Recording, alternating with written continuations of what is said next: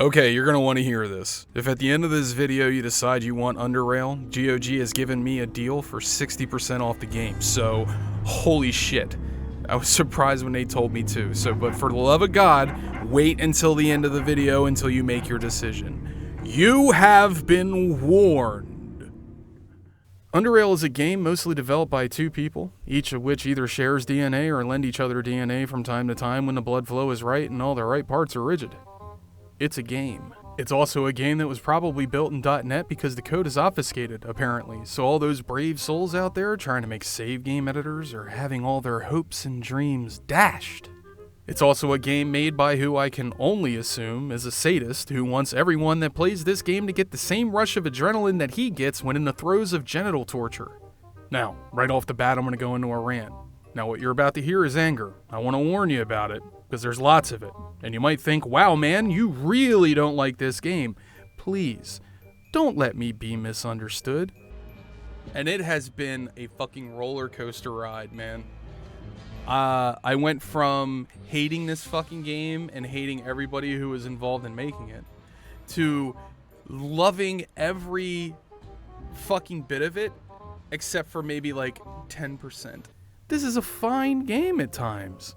When it's not leering at you with its tongue half hanging out of its mouth, imagining all sorts of depraved things it's going to do to you soon. This game has been compared to Fallout.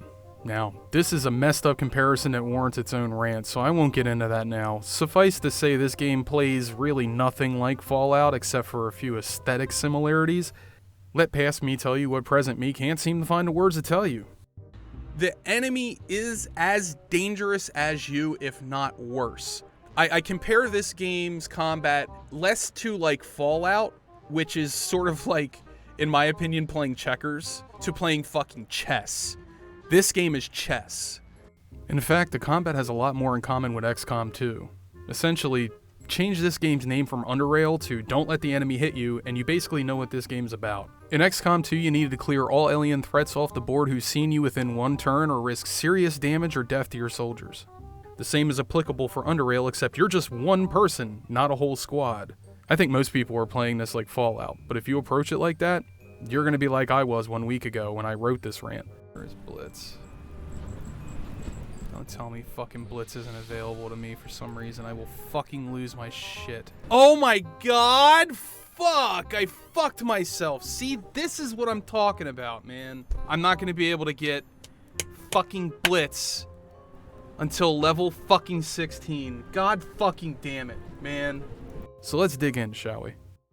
Do yourself a favor and don't play this game on normal your first time through. I know you're probably like me, looking at that easy option and saying to yourself, that's the baby option. I'm not a fucking baby. Fuck you, game. No, this game is fucking torture to play if you don't have copious hours to piss away making characters. But don't post that on a forum for the game because you'll be eaten alive by zealous burrowers who believe it's reasonable to ask a fan of CRPGs to go to an external website and build a character before they even start the game, then recreate that character beat by beat in-game, all the while keeping a walkthrough handy so you know where to find the key items and abilities and by what level you need to find them by.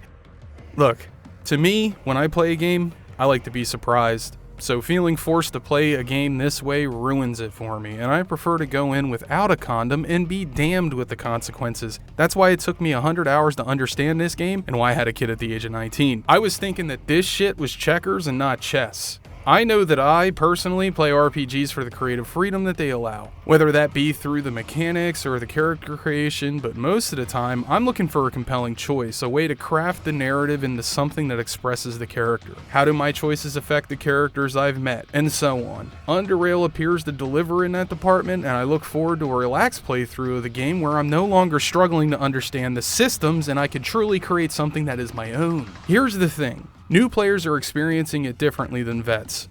New people are coming at this game from years of bias, things that they have been trained to know about RPGs, And this game asks you to throw away a lot of that. When you've tried creating characters, but every one you make seems doomed to failure, you might turn to the forums, and what the forums tell you to do is look online for a character builder or try a pre-made build. Let's address pre-mates first. I buy RPGs, as I said, because of the creative freedom to build whatever character I want. But I do this with the hope that the game will see fit to give me at least a path through it using the skills I do pick. This is not that kind of game. You need a pre-made first so you can figure out how the game works. But listen, that's someone else's character using skills I'm not interested in and leaving out other skills I want. But even if you find the perfect build, there's something inherently less satisfying about beating a game using someone else's character. So to sum this up, the forums expect you to invest 70 hours playing with someone else's character and then find another 70 hours in your life to play the game with your character. Talk about delayed pleasure. I have a feeling that this turns off a lot of players like me. If you complain that the game is maybe, a little bit too pitfall-y and that the designer left all kinds of design traps for the player to fall into, or that the game only informs you that your build is fucking useless about 20 hours into the game and you find yourself in a situation where you cannot make progress at a reasonable clip because you lack utility and instead decided to focus on crafting, or you weren't maximizing your skill point distribution, or you focused on mechanical damage, not realizing that the weapon you chose to focus on is shrugged off completely by certain enemy types you encounter later in the game. That's right, you heard me correctly. Some enemies can shrug off 100% of the most common damage type in the mid and early game, depending on your weapon. Or you might be like me. You spent hours designing a build that by level 10 was supposed to be viable, but because you forgot that one perk out of the 8 that you chose required agility and not dexterity, and you were putting points into dexterity while leveling, well, yeah, then you're like me. You had to wait until level 16 to have a viable build. Now, you might be saying, fuck this game. And I wouldn't blame you. I mean, this game wants to torture you. But are you grown enough to take it? Can you be waterboarded and still gargle back to Underrail asking...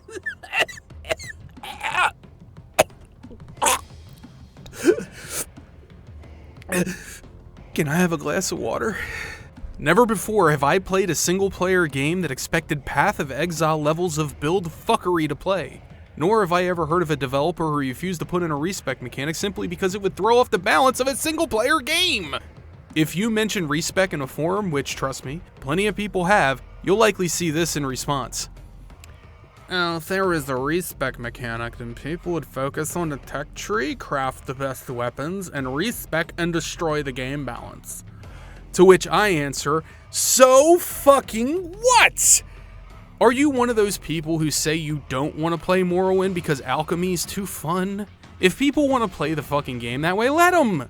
That doesn't mean you have to play it that way. Think about it like this. How many people have been turned away from this game because the design philosophy was akin to fuck the player? If they wanted to play the game they bought, they should have studied for days before playing it. This isn't the SATs, guys and gals, it's a piece of interactive entertainment software. We have to admit to ourselves a few things. The game's pacing is all over the place. The brick wall that you hit after the first act is not telegraphed, and there's a bit of obtuseness in the game's design. We admit that, then we can start to heal, because this is a 9 out of 10 game, walking around in the skin of a 7 out of 10 game. Now before I move on, consider this. All I ever see when I look up viable builds is shit where the guy who created the build says he doesn't put points into traps because he's managed to memorize the location of every single trap in the game and the exact tile they're located on. How many of you have that kind of time? Because there's a lot of traps in this game, and if you don't put any points into traps, you won't see them until you've triggered them. And they've taken half your health and alerted the enemies if they haven't already one-shot you. Imagine someone like me who's never played the game before. They look up that build and decide it's awesome, and they start playing it, only to discover that every time an area is trapped, they must play the most elaborate game of fucking Minesweeper in order to make it to the next area. That is the antithesis of fun. I also see these low constitution builds, tons of these in fact. I've had people on Twitch in the past say things like, yeah, Constitution's useless. Like, are you fucking kidding me? The difference in hit points from a 3 to 10 is 54 hit points at level 1. You could start with 74, or you could start with 129. For contrast, the character at level 10 with the con of 3 will have 177 hit points. Sounds respectable. It isn't. while someone with a 10 will have 390 fucking 3. So even the builds out there are meant for people who already know the game because they know the best tactic for getting through fights without taking damage and how to chain their stuns and get extended rounds. Think of Constitution as a difficulty slider that you can finely control.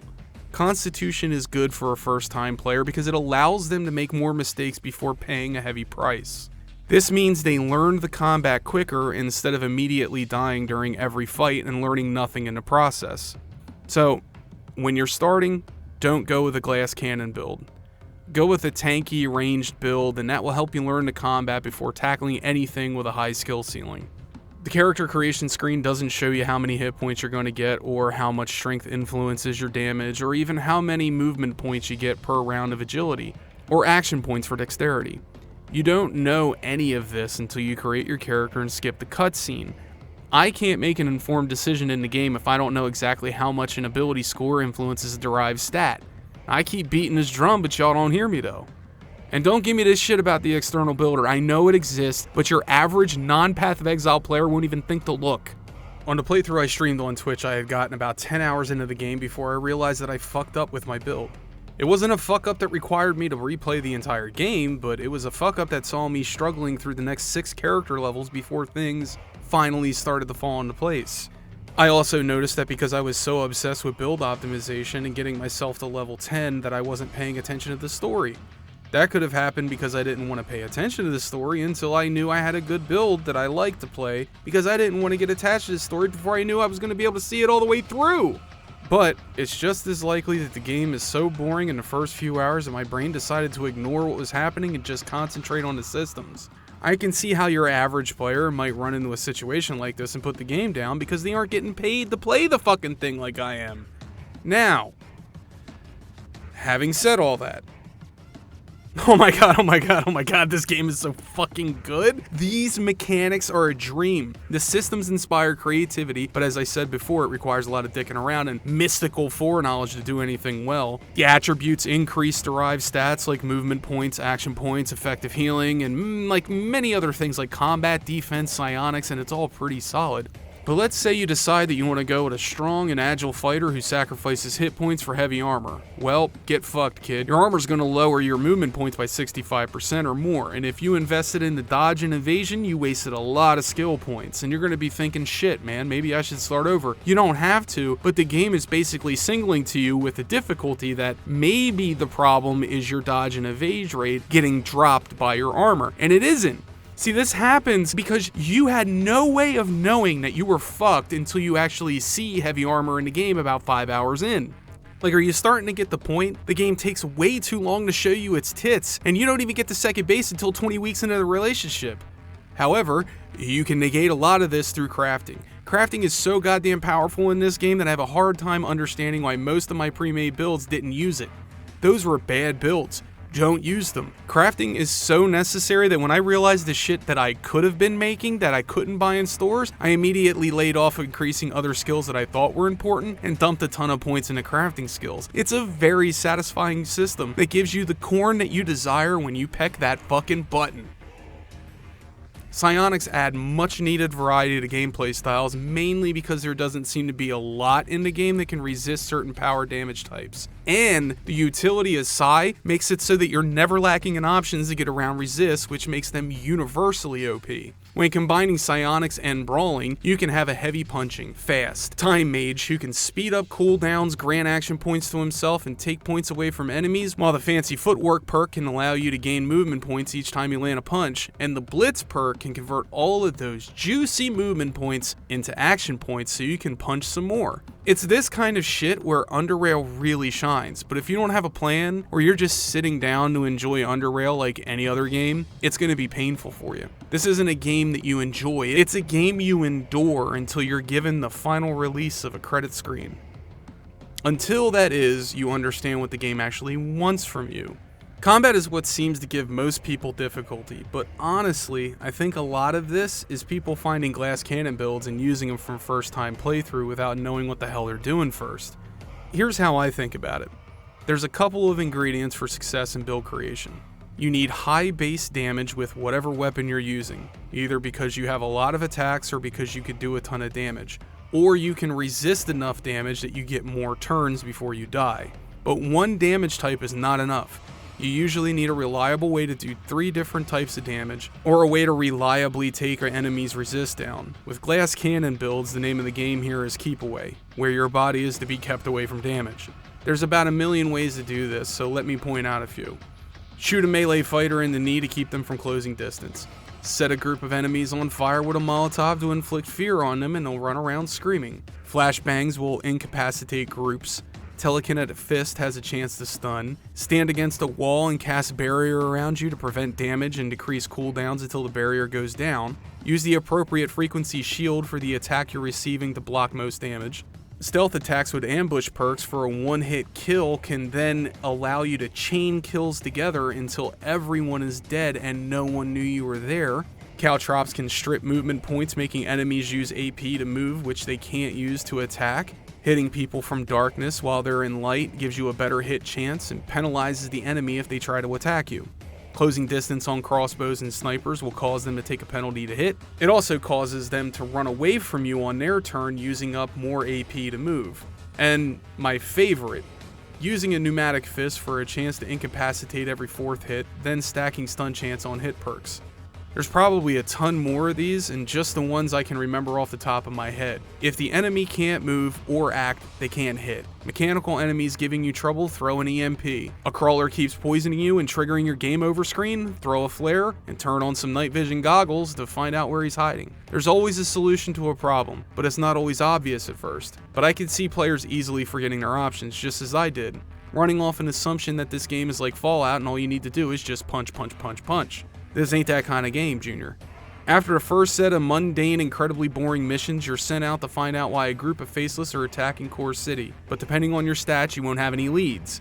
The game expects you to wander around aimlessly until you run across a camp of raiders and find an item that doesn't seem all that related to the quest until you find an entry for the Faceless inside of it. Then after this, it expects you to find a group of hidden boys, but to find them, you're supposed to work for one of the 3 oligarch families, but the game doesn't tell you any of this shit. It just expects you to eventually get bored of wandering around aimlessly and decide to find out what these oligarchs are all on your own. You do about 4 to 5 missions for them and you're given a mission to find the hidden boys you're looking for. It is the weirdest shit.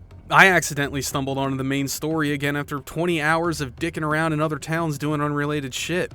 There was a moment where I thought the main story was going to branch off due to my actions, and I got excited. Gorski is a military leader for SGS, which is the town that decides to hire you in the beginning. Gorski's sent to Core City to investigate what happened with the Faceless, and the guy with the handlebar stash tells you he doesn't want inflaming tensions in the city, and that we're supposed to stay away from the Faceless. Gorski, on the other hand, has different ideas. He wants to steal shield generators from the local militia, wage a sort of guerrilla war in Core City to get a foothold here. When asked what Vera and the biker stash dude would think about this, Gorski says, don't worry about it.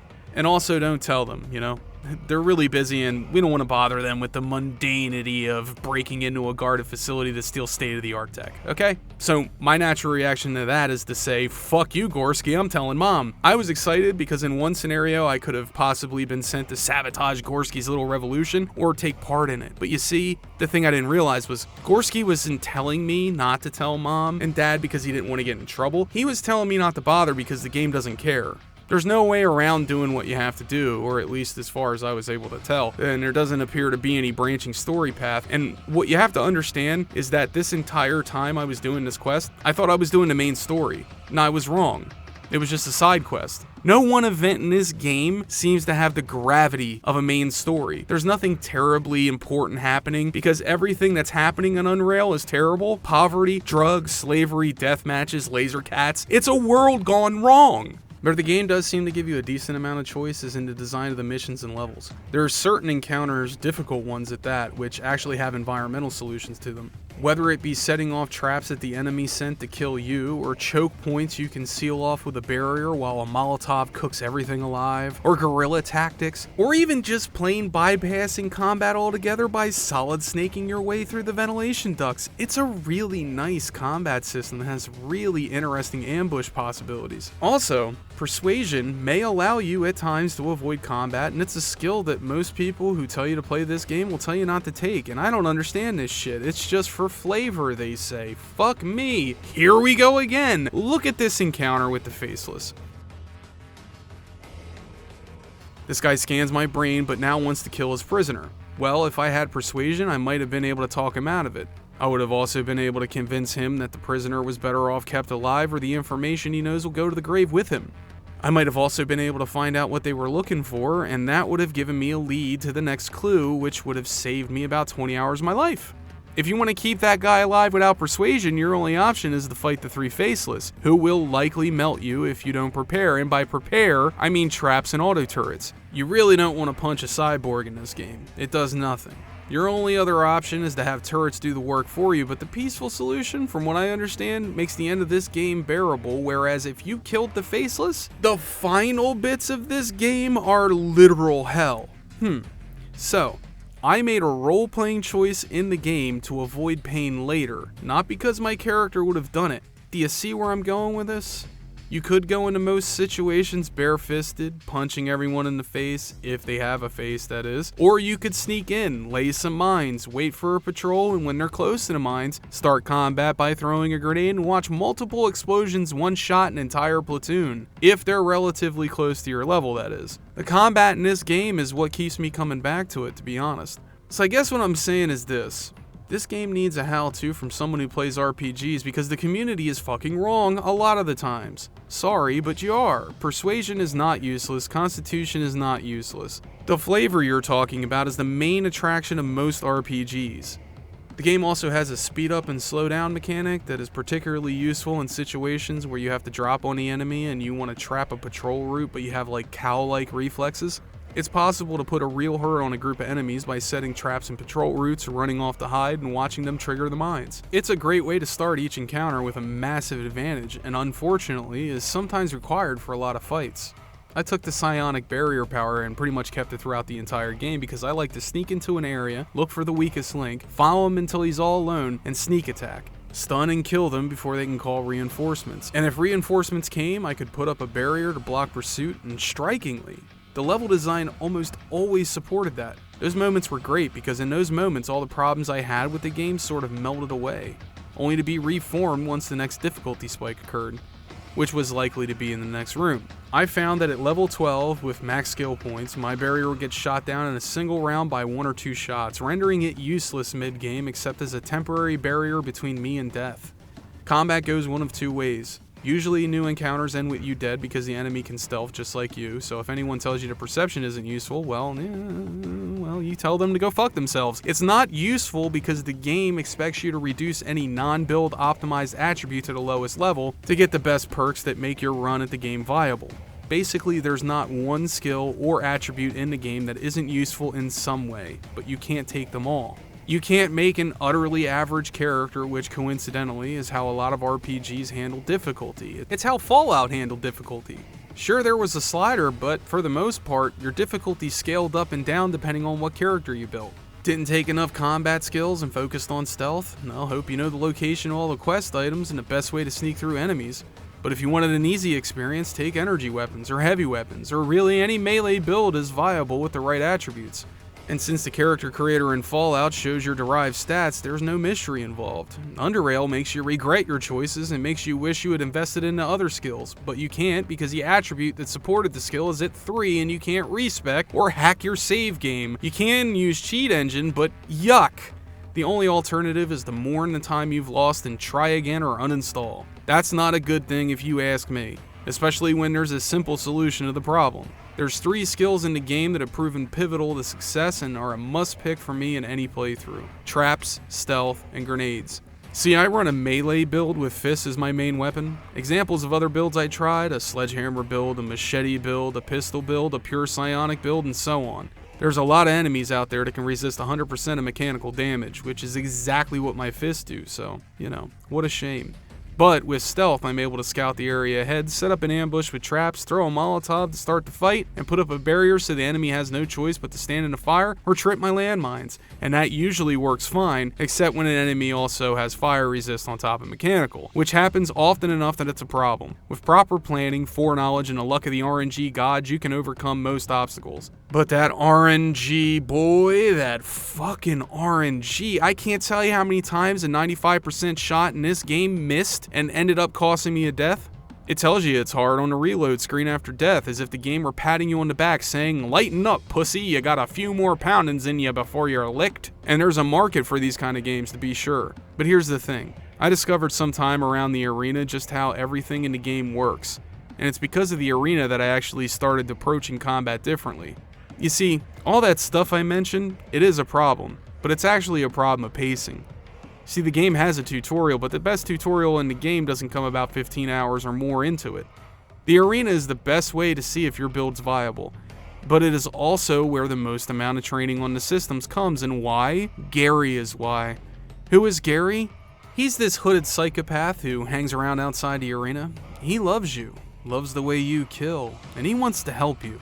No ulterior motives here. He's just a really nice guy.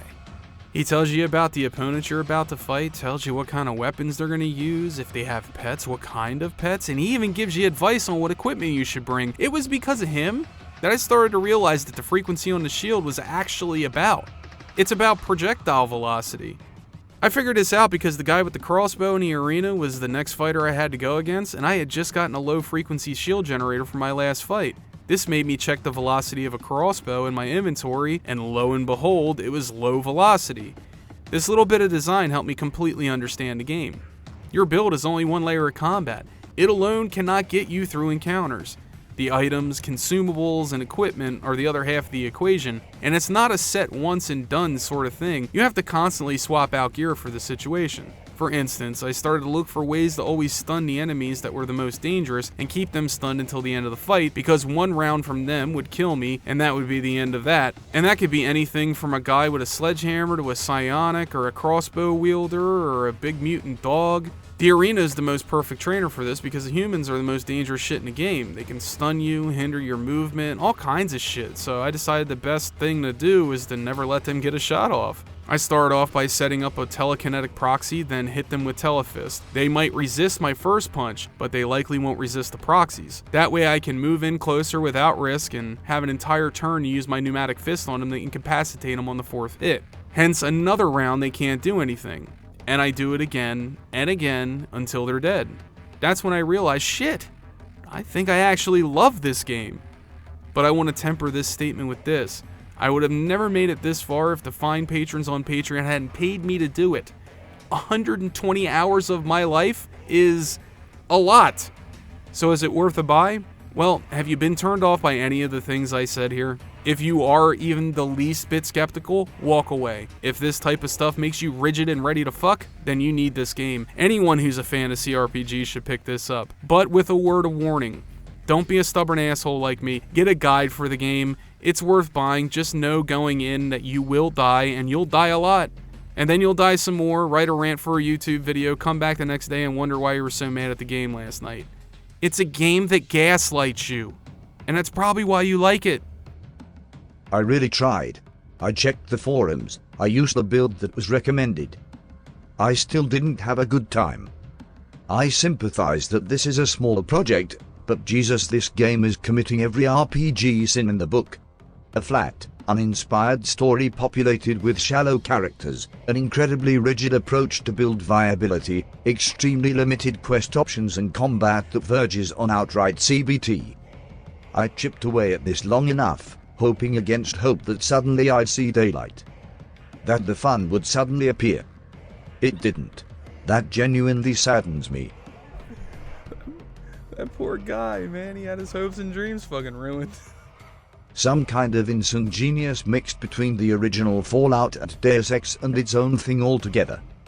Great focus on character builds and planning, meticulous gameplay and preparation. The most hardcore experience you'll get in this side of Core City. Truly dominating.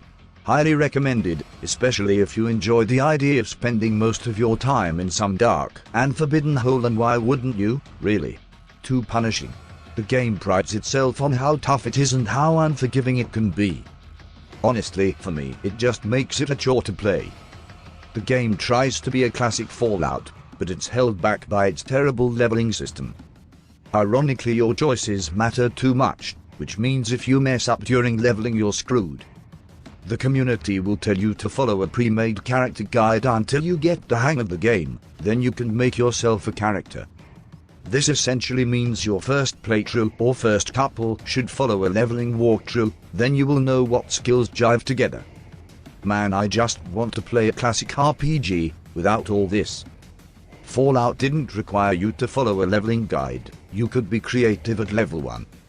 Some may just call me a pleb, but classic RPGs aren't fun because they're overly complicated, they're fun because they allow you to tackle problems in creative ways. And in a game with no margin for error, you can't afford to be creative. I mean, shit, he ain't wrong. He ain't wrong about that shit. I have no clue what's happening half the time, but it's good. It's way too hard even on normal. The enemies are just on steroids all the time, and mid-game winning Core City, the main enemy, no spoilers, have massive HP and it's like you're defenseless. Also, the crafting system is amazing. I recommend anyone to this game who doesn't have a mental illness, since by the end you'll have 2 mental illnesses.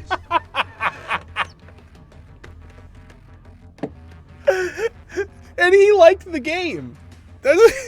He likes the game. He's recommending it.